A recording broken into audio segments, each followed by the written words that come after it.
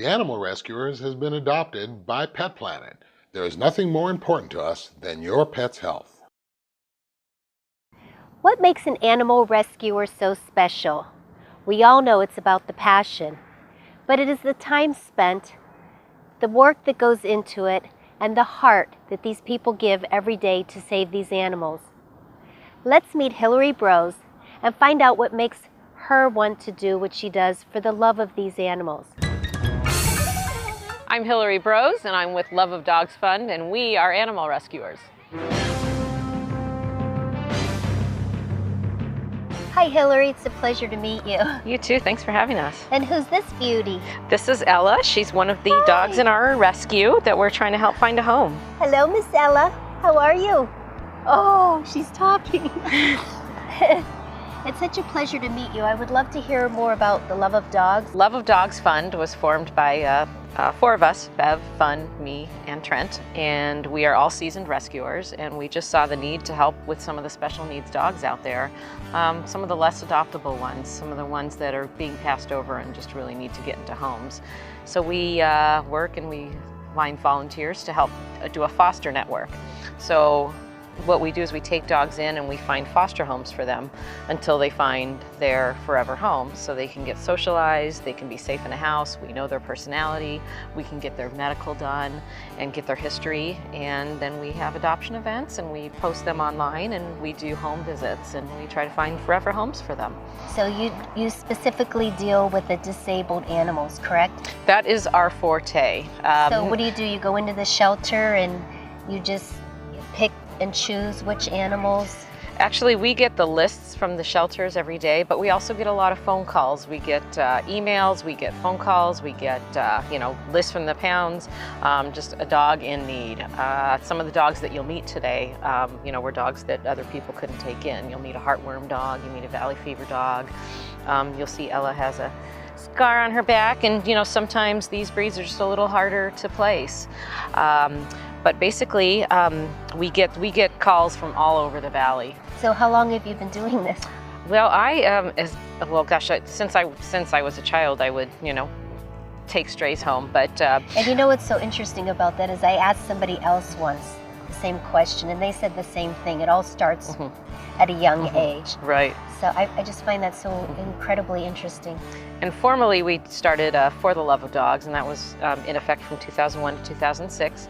And then again, some friends of mine who've been seasoned rescuers, we wanted to get this back up again, a fund, so we could help, transition animals. We also work with a lot of other rescues. Sometimes, a few months ago, there was a mother and puppies found.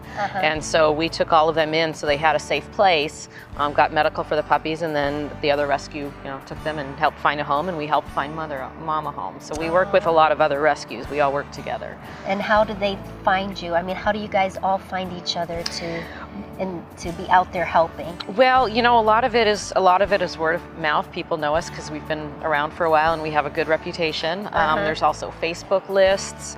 There's also there's emails, Facebook, website, but mostly word of mouth. And we're with the PAC 911 coalition, so we get to meet a lot of great people, great other rescuers through them as well. So word of mouth helps, and also too, the show is really going to help. So can you please tell people how to contact you and how they can help?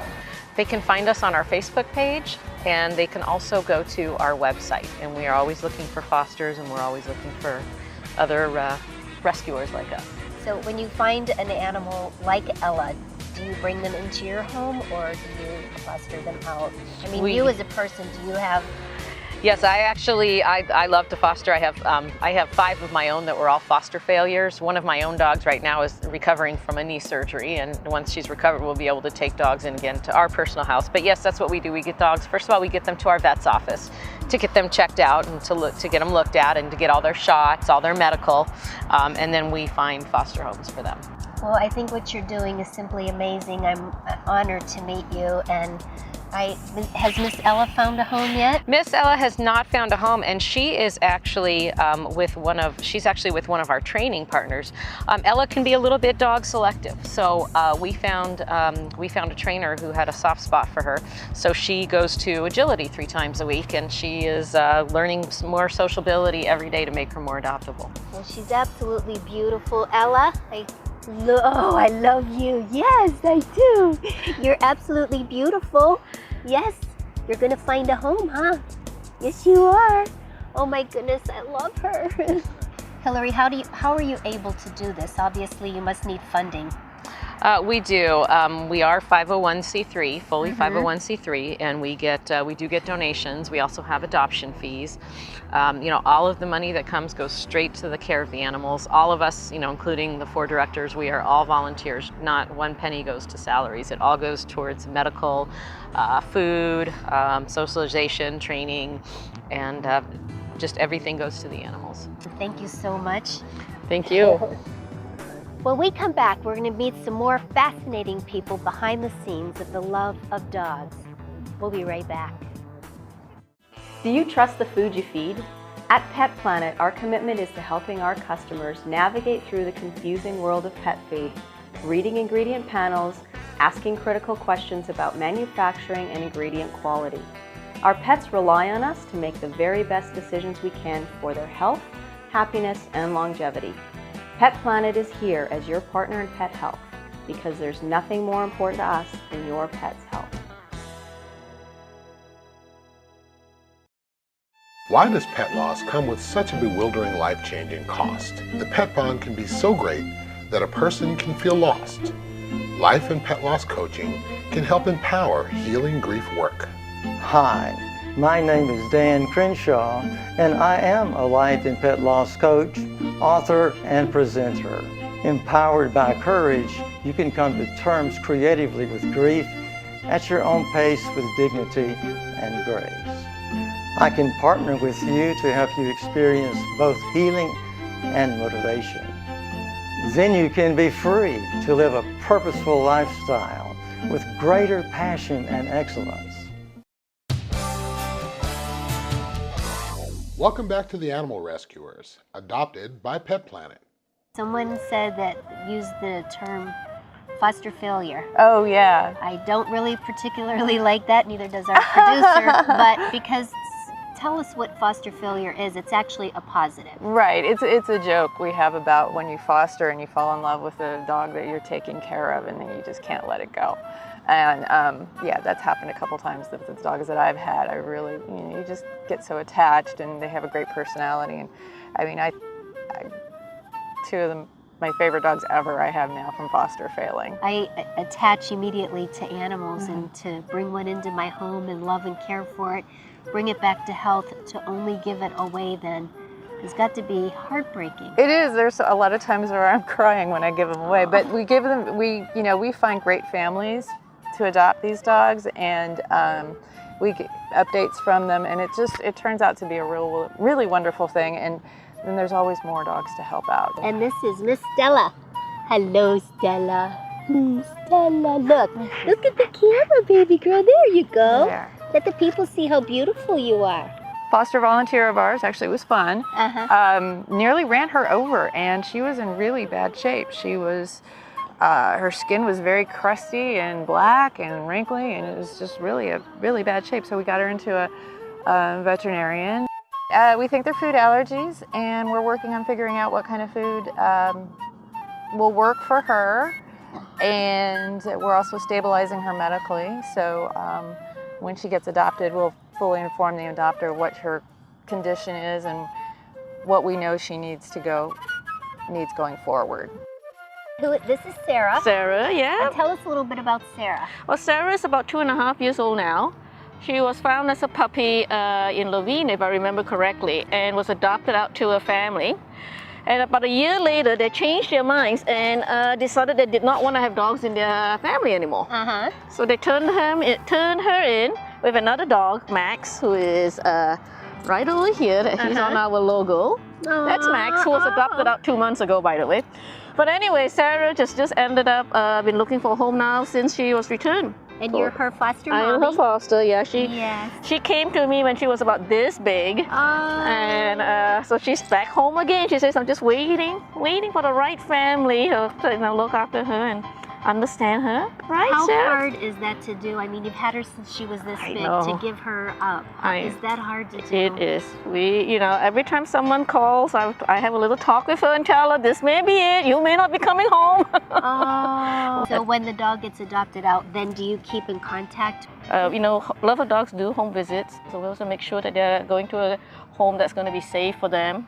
Right. And that they're not going to be left out in the cold or anything like that. This is Lila. Lila. Yes. And what is Lila? Lila is a pit bull terrier. Oh, look how good she's being. Oh, she's really sweetheart. She's just amazing. We've had her now for 5 weeks and she really didn't know any commands. Now she sits down, gives a paw, and even learned fetch and apport just in a short time. Lila, give me She's your a paw. sweetheart. Give me your paw. Yeah. Come here, good girl. You're so good. You know what? She's very, very well behaved. Lila, So how did sit. she come to you? I was on a business trip in Washington, D.C., and my attorney I'm working with there, his son, had Lila since she was 2 months. She's a year now, and he had to move for work. And there's a new law there that when you lease an apartment or a house, you can't have a Rottweiler, Pit Bull, a Doberman, and so he was going to drop her off at the shelter. And if she was dropped at the shelter, most likely she would have been euthanized. This law that they have, it's not for every animal, it's just for a certain breed? It's for certain breeds, yes. That's not right. No, but sorry. it's actually, no, I agree with you. She wants, That's not she right. smells the treats. I mean, how could you determine this dog cannot stay here, this one can? That's sad to me. I hope they change that. I hope so. Yeah. My husband and I, we do everything we can to promote the image of the pit bull, which is totally wrong. They're the sweetest dog.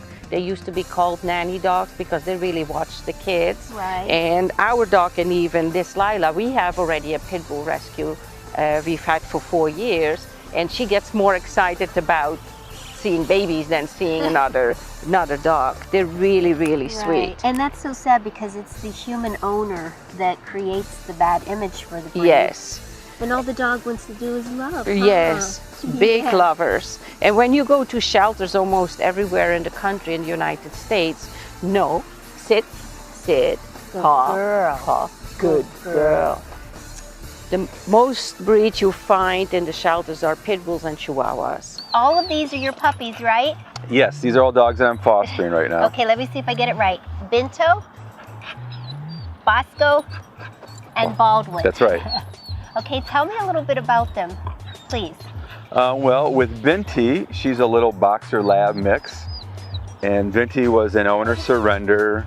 The owner had some difficulties. They were moving and they needed a place to put her, so we took her. She's probably about 4 years old. Oh, she's Very sweet. sweet little girl. She is loves sweet. people, very affectionate. And Bosco, someone said he had valley fever, is that correct? Yes, Bosco is a boxer male, about 5 years old. He has valley fever. I've been fostering him for about a year. He had severe valley fever when he came in. He's getting better, but we can't neuter him yet because it's still too dangerous to compromise his immune system by stressing him with surgery. So we've got to wait till his titer gets down lower, then we can neuter him. So he's got a little ways to go before he's ready for adoption, but he's doing good. Now this is Baldwin. Hey, Baldwin. Baldwin was found as a stray. Hi, He's very affectionate, as you're going to find out. He likes to give hugs. Yes, he does. Oh my goodness. Baldwin has Baldwin wants to go home with me. heartworm, and we're treating him for that. But once again, it's a long-term treatment. He's yes. almost done. He's got one more treatment, and then he will be. We'll recheck him to make sure that the worms are not present anymore, and then he'll be adoptable after that. Yes, you are adoptable. Look at you. They only survive on donations, and you can help. You can walk dogs. You can provide bedding. You can provide anything to help out. So please, please, this is the right thing to do for these animals, and we'll be right back. The first Pet Planet store opened in 1996 after the devastating loss of our Cocker Spaniel to cancer. What we learned then about pet health was eye-opening. The food and the treats that we were giving him did not support his immune system and may have actually harmed him. Pet Planet was established to be a community resource, a store that offers only the healthiest products and the best knowledge on pet health issues. At Pet Planet, there is nothing more important to us than your pet's health. It started out like a totally normal day. I love you. I mean, I guess I was a little sweaty and I was definitely sore. I thought I had gas. Turns out I was having a heart attack. Heart disease is the #1 killer of American women. So now I take care of my heart and I tell the women in my life to do the same. Sounds great, by the way. That's nice, sweetie, but that's not my heart. That is. Find out more from the American Heart Association at goredforwomen.org.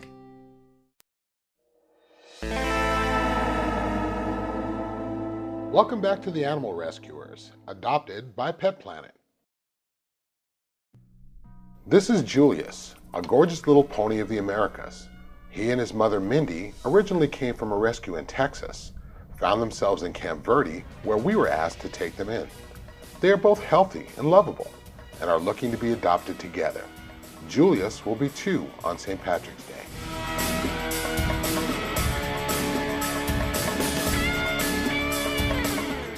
Hi, I'm Wendy Fairclough, Training Director at Villa La Paz, with this week's training tip. This week I want to talk a little bit about training theory. So often we train our dogs and we don't really know the theory behind why we're doing what we're doing. So I use positive reinforcement when I train dogs. So positive reinforcement is giving the dog something. Some forms of positive reinforcement are food. You give them food when they've done something, or give them a treat when they've done something good. Another form of positive reinforcement is petting the dog. Those are very simple forms of positive reinforcement. What I want to talk about next is negative reinforcement. Everybody thinks of negative reinforcement as something being negative, some sort of punisher on the dog for not doing the right thing. And actually, that's not what negative reinforcement is. Negative reinforcement is, I call it an oxymoron. You have something negative, be a reinforcer. But don't think of negative in that sense. Think of negative as it is in math, and you're taking away something. You're taking away something that the dog values. The dog values a treat, so instead of giving them the treat for doing something good, you're withholding the treat and not giving them the treat for not performing whatever you wanted them to perform. So you can't have positive reinforcement without having negative reinforcement, which is the opposite of positive reinforcement. So you can't, they don't understand if you're just giving them treats without showing them the difference of what does it mean when I don't give you your reinforcer. So food is a primary reinforcer, is a primary positive reinforcer. So negative reinforcement, obviously we take away whatever pleasures them. So last week's segment, we talked about them waiting for their food. And in that sense, that was a classic example of using positive reinforcement and negative reinforcement. So when I went to put the food down and the dog went for the food, I took it away. So that was the negative reinforcement. So the dog very clearly understood if I put the food down, they went for it, I would then take it away. Another form of the positive and negative reinforcer is, I tell people the story all the time. My dogs I used to have an SUV and they used to bolt out of the back of my car. So I taught them in my driveway how to wait as I lifted up the hatch, how to wait in the car until I released them to come out of the car. Because it was a disaster. I'd have to beat them back to try to get them to stay in there. So I taught them how to stay in the car, and then I took it to where we used to go hiking, and I got there, And I would tell them to wait, which they very clearly understood because I taught them how to do that. And if I opened up the hatch on the back of my car, and if any of my dogs jumped out, they immediately had to get back in the car. I got in and I left the hiking site. So they didn't get, which was their reinforcer, they did not get to go on a walk that day because they did not perform. They didn't wait in the car. We have positive reinforcement, giving them something. Negative reinforcer, you're taking away whatever they value. So I want you to stay tuned to the Animal Rescuers for next week's training tip from Villa La Paz. Do you trust the food you feed? At Pet Planet, our commitment is to helping our customers navigate through the confusing world of pet food, reading ingredient panels, asking critical questions about manufacturing and ingredient quality. Our pets rely on us to make the very best decisions we can for their health, happiness, and longevity. Pet Planet is here as your partner in pet health because there's nothing more important to us than your pet's health.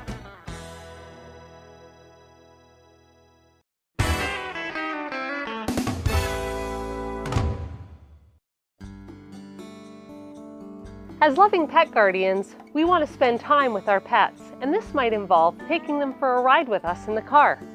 Here at Pet Planet, one of the most important things to us is making sure that both you and your pet are safe while traveling together.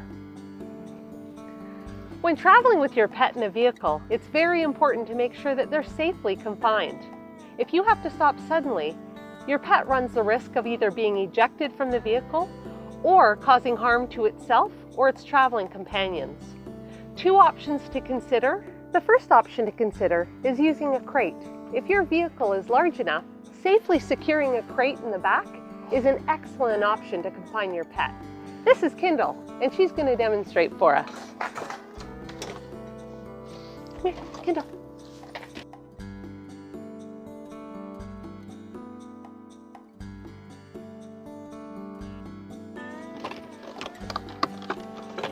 Good girl. Good girl. Another option to consider is using an actual pet safety seatbelt. This is a simple harness that can be applied to your pet, and you will actually use your own vehicle seatbelt. It slips in through this opening here and clicks in to your buckle as usual. Another important consideration is whether or not you allow your animal to put their head out of your car window while you're traveling. Although your dog will love the experience of having the wind whip through its ears, it really does pose some serious safety concerns.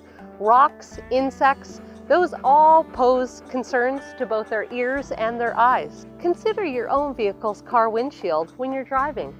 It's often covered in insects and gets damaged by rocks. This is no different for their face. So please consider keeping your windows up for the safety of your animal. Most of us practice vehicle safety for ourselves and our children, so please don't forget, our loving pets, they deserve the same. Stay tuned, Animal Rescuers is coming right back. Why does pet loss come with such a bewildering, life-changing cost? The pet bond can be so great that a person can feel lost. Life and pet loss coaching can help empower healing grief work. Hi. My name is Dan Crenshaw, and I am a life and pet loss coach, author, and presenter. Empowered by courage, you can come to terms creatively with grief at your own pace with dignity and grace. I can partner with you to help you experience both healing and motivation. Then you can be free to live a purposeful lifestyle with greater passion and excellence.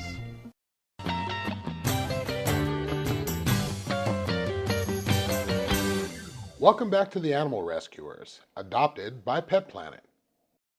We all remember the scenes in the aftermath of 911. Dogs roaming the rubble pile, looking for survivors, and eventually remains of the victims. I often wondered how these dogs were chosen and trained to search. We had a tremendous opportunity to visit the Phoenix Fire Department Training Center, watched some actual real-world training, and talk to the people who make it happen. And we met Seamus, a rescue who was evaluated for the chance to join this elite group of canine heroes. Seamus was an owner surrender. I found him at another rescue, and the rescue told me right away that this dog was uncontrollable. And when I hear something like that, because I'm a handler myself, I get very interested. And he was about 8 months old. He's 10 months now. And I evaluated him on site at it was a rescue event, an adoption event, and took him home with me that day.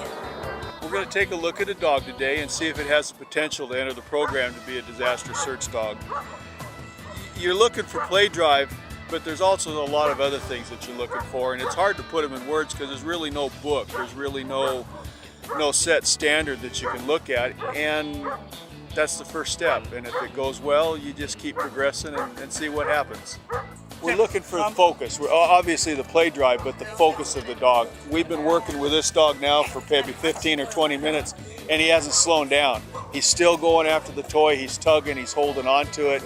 He's got that motivation that we're looking for. He simply likes toys. The other thing, he's out here in a crowd, there's a bunch of people, there's planes flying overhead, there's other dogs barking, there's rubble. He chased the toy up on the rubble.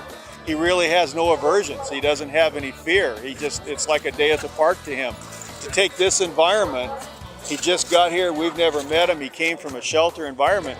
To dump him here in this area and have him just not care about his surroundings, that's a deployment.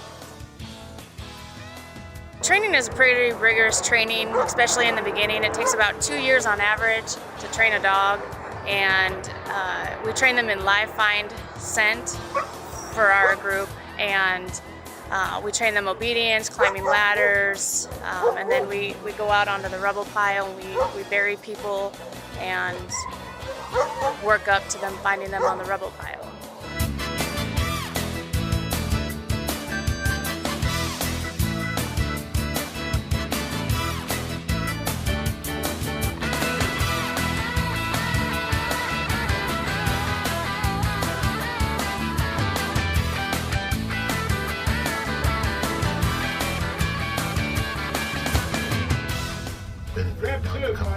Rescue me.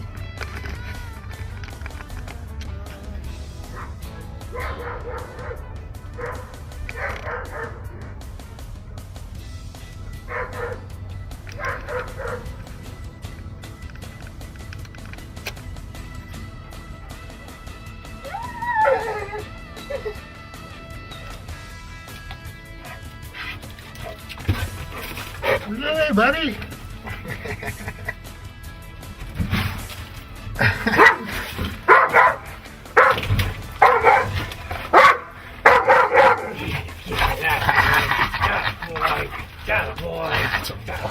That was amazing, wasn't it? This is Kimber, reminding you that it only takes one to create something special, and you can be that one. Adopt, donate, volunteer, and you can be an animal rescuer too. We'll see you next time. And I pray that Ella finds her home. There she goes. Okay, she's ready. No. Oh my goodness. Okay. Baldwin, come on, buddy. Oh my goodness. You're a big one. When traveling together, it is very important to make sure that your pet is safely confined. If you have to suddenly slam on the brakes or slow down, your pet runs the risk of becoming a flying object and nailing you in the head. Yes, he's got. He's a lap dog. He is. That's a typical boxer. Okay. I'm getting attacked. Yeah. That was very nice. I like that. I like you. The third and final vehicle safety tip we want to talk about today relates to the dog jumping out of the car.